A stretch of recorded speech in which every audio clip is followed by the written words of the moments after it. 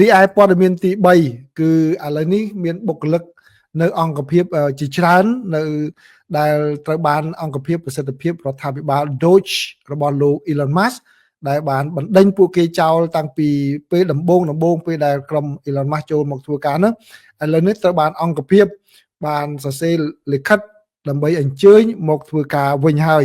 បើតាមសេចក្តីរាយការណ៍នេះគឺថាមានបុគ្គលិកនឹងរហូតដល់រាប់រយនាក់ឯណោះដែលធ្លាប់ទៅការធ្លាប់ទៅបានបណ្ដេញចេញនេះគឺឲ្យត្រឡប់មកធ្វើការងារវិញដោយសារតែការងារដែលពួកគេធ្លាប់ធ្វើកន្លងមកគឺมันមានអ្នកណាធ្វើបានហើយធ្វើឲ្យខូចប្រតិបត្តិការនៅក្នុងកន្លែងនោះឧទាហរណ៍ដូចជានៅខាង GSA គឺខាង General Service Agency ខាងទទួលបន្ទុកអគាររបស់រដ្ឋជាដើមគឺมันអាចអនុវត្តការងារបាននៅនាយកដ្ឋានក្រសួងការងារនៅសេវាឧទ្យានជាតិក៏ទទួលឲ្យបុគ្គលិកទាំងអស់នោះត្រឡប់មកធ្វើការវិញដែរក្រោយពីពួកគេបានសម្រាកយ៉ាងស្រួលអស់រយៈពេល7ខែដោយទទួលបានប្រាក់ខែពេញលេញបាទឥឡូវនេះឲ្យត្រឡប់មកវិញគឺទុកពេលឲ្យពួកគេថាតើពួកគេសុខចិត្តព្រមមកធ្វើការវិញឬមិនព្រមដល់ចុងសប្តាហ៍នេះឲ្យធ្វើការសម្រេចចិត្តបាទនេះគឺជាការវិវត្តមួយទៀតតាក់ទងជាមួយនឹងចំណាត់ការតាំងពីដើមទីរបស់អង្គភាពប្រសិទ្ធភាពរដ្ឋាភិបាលដែលក្រោមការដឹកនាំរបស់លោក Elon Musk នៅពេលនោះដែលបានធ្វើឲ្យមានភាពរញ៉េរញ៉ៃពេញទាំងរដ្ឋាភិបាលសហព័ន្ធពីព្រោះការដេញពីដំបូងគឺអត់មានបានពិនិត្យមើលថាតើការងារនេះអ្នកនោះទៅធ្វើយ៉ាងម៉េចគឺការដេញហ្នឹងគឺកំណត់យកទៅឆ្នាំតែម្ដងគឺអ្នកណាមួយជា contractor គឺបណ្ដេញចោលអ្នកណាមួយដែលធ្វើការងារក្រោម5ឆ្នាំបណ្ដេញចោលបាទអ្នកណាមួយកំពុងហាត់ការអ្នកណាមួយកំពុងតែគេហៅថា probation កំពុងតែសាកល្បងការងារក៏បណ្ដេញចោលទាំងអស់បាទគឺអត់មានគិតថាតើការងារអ្នកនោះនឹងកំពុងធ្វើអ្វីប៉ះពាល់អ្វីអត់មានគឺបណ្ដេញគិតតែតាមឆ្នាំតាមគិតបណ្ដេញចោលតែម្ដងឥឡូវនេះគឺប៉ះពាល់ការងារជាច្រើនក៏បានអញ្ជើញអ្នកទាំងអស់នោះឲ្យត្រឡប់មកធ្វើការវិញហើយបើទោះជាបណ្ដេញចោលគឺអ្នកទាំងអស់នោះទទួលបានប្រាក់ខែតាំងពីដើមដំបូងនៃរដ្ឋបាលលោកត្រាំនឹងមកពេញដែលអត់មានបានធ្វើការងារទាំងអស់បាទដែលមិនមែនជាការមួយសន្សំប្រាក់របស់រដ្ឋាភិបាលសហព័ន្ធតាមការលើកឡើងរបស់រដ្ឋបាលលោកត្រាំនោះទេគឺបែរជាមិនឲ្យមនុស្សទៅធ្វើការហើយទទួលបានប្រាក់ខែពេញតាមធម្មតាបាទនេះគឺជាព័ត៌មានទី3រីឯព័ត៌មានទី4នេះវិញគឺនៅថ្ងៃនេះមានព្រឹត្តិការណ៍មិនល្អមួយកើតឡើងនៅបាទនៅក្នុងកន្លែងប៉ូលីសអន្តោប្រវេសន៍នៅក្នុងទីក្រុង Dallas រដ្ឋ Texas គឺមានជនខ្មាន់កំភ្លើងម្នាក់បានបាញ់ទៅលើស្នាក់ការរបស់ខាងប៉ូលីសអន្តោប្រវេសន៍ ICE នៅទីនោះហើយបានបណ្ដាលឲ្យអ្នកដែលត្រូវគេឃុំនឹងចំនួន1នាក់បានស្លាប់បាត់បង់ជីវិតនិង2នាក់ទៀតរងរបួសយ៉ាងធ្ងន់ធ្ងរហើយបើតាមក្រសួងសន្តិសុខមាតុភូមិបានឲ្យដឹងថាអ្នកដែលបាញ់ប្រហារហ្នឹងគឺជាខ្មាន់កំភ្លើងតែម្នាក់ទេប៉ុន្តែបានស្លាប់បាត់បង់ជីវិតដោយសារតែបាញ់ប្រហារទៅលើខ្លួនឯងធ្វើអត្តឃាតក្រោយពីបាញ់ប្រហារនោះហើយបើតាមក្រសួងសន្តិសុខមាតុភូមិបានឲ្យដឹងថាជននោះបានបាញ់ប្រហារដោយមិនរើសមុខទេដាក់អគាររបស់ប៉ូលីសអន្តោប្រវេសន៍អាយរួមទាំងរថយន្តដែលនៅទីនោះដាក់ជនរងគ្រោះនោះផងហើយគេមិនបានបង្ហាញអត្តសញ្ញាណរបស់អ្នកនោះរបស់ជនរងគ្រោះនៅឡើយទេអ្នកដែលត្រូវបានស្លាប់នោះបើយោងតាមសន្និសីទសារព័ត៌មានគឺបានន័យថាมันមានប៉ូលីសអន្តោប្រវេសន៍អាយណាម្នាក់រងរបួសនៅក្នុងការវាយប្រហារនោះទេក៏ប៉ុន្តែបើយោងតាមសារដែលពួកគេទទួលបានជាពិសេសក្របដែលនៅសល់នោះគឺបានន័យថាជននោះមានចេតនាស្អប់ខ្ពើមប៉ូលីសអន្តោប្រវេសន៍អាយគឺគេថា anti ICE បាទគឺប្រឆាំងនឹងប៉ូលីស ICE នេះបើតាមការបញ្ជាក់របស់ប៉ូលីសហើយនឹងនាយកប្រធាន FBI ព័ត៌មានទី5គឺតាក់ទងជាមួយនឹងដំណើរទៅថ្លែងសន្ទរកថារបស់លោកប្រធានាធិបតី Donald Trump នៅឯមហាសន្និបាតរបស់អង្គការសហប្រជាជាតិកាលពីថ្ងៃអង្គារម្សិលមិញឥឡូវនេះលោក Trump លោកថាលោកគឺជាជនរងគ្រោះម្នាក់នៃការធ្វើវិធានសនាដែលមានរហូតដល់3ដងនៅក្នុងពេលដែលលោកអញ្ជើញទៅថ្លែងសន្ទរកថានៅឯទីស្នាក់ការធំរបស់អង្គការសហប្រជាជាតិនេះហើយឥឡូវនេះលោកកំពុងតែស្នើឲ្យប៉ូលីសស៊ើបការរបស់ឬក៏នាយកដ្ឋានអង្គរៈរបស់ប្រធានាធិបតីនឹងស៊ើបអង្កេតអំពីបញ្ហាហ្នឹងគឺវាជារឿងចៃដន្យពេកដែល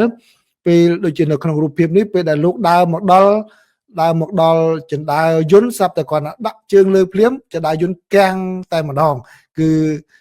លោកថាអាចនឹងមានអ្នកណាមួយចេតនាធ្វើដូច្នេះដាក់លោកក៏ប៉ុន្តែ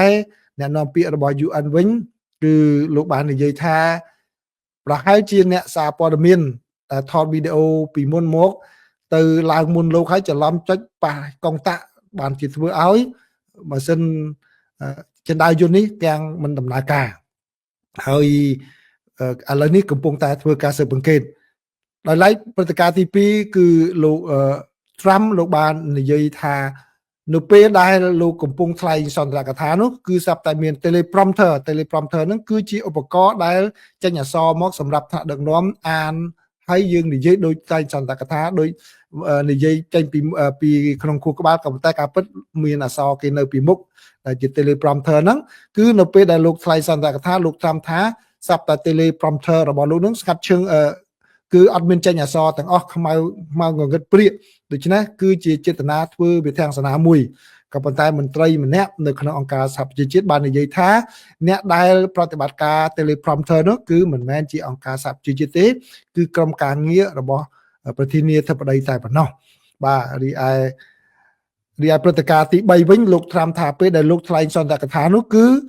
គ្មានអ្នកណាស្ដាប់លោកបានទេគឺសំឡេងបានបាត់ស្ងាត់ឈឹងតែម្ដងសូម្បីតែលោកស្រីភរិយារបស់គាត់ក៏បានប្រាប់លោកត្រាំថា